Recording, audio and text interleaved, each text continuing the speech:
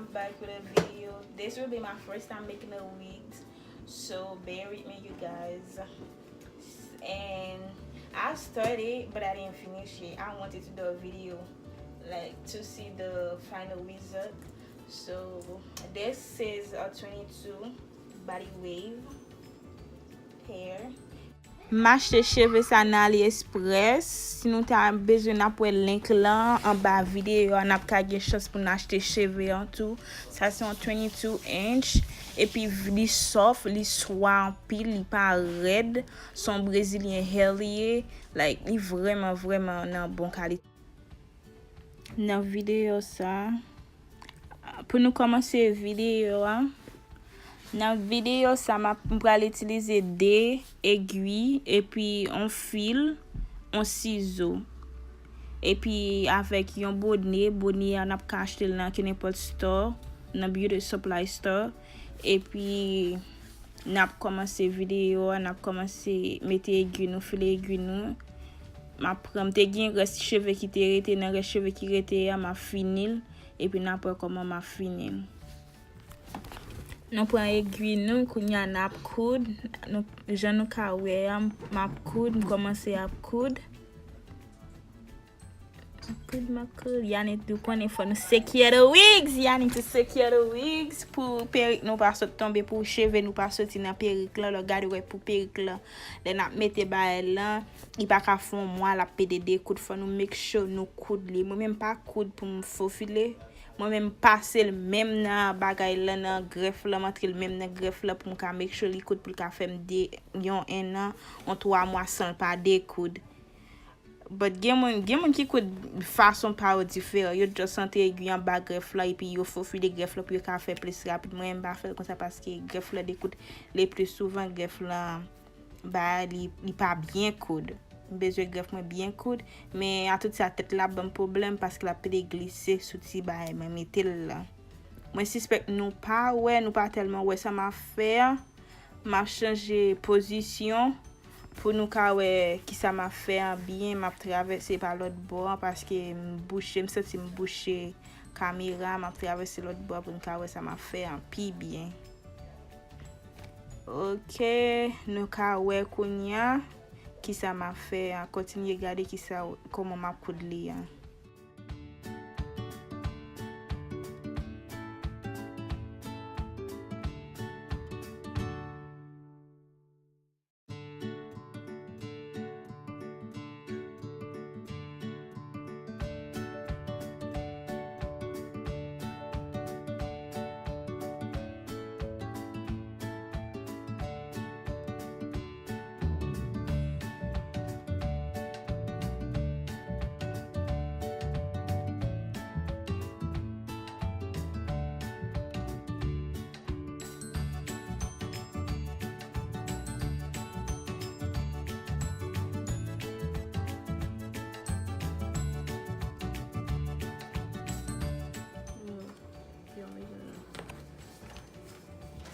this one, the second one.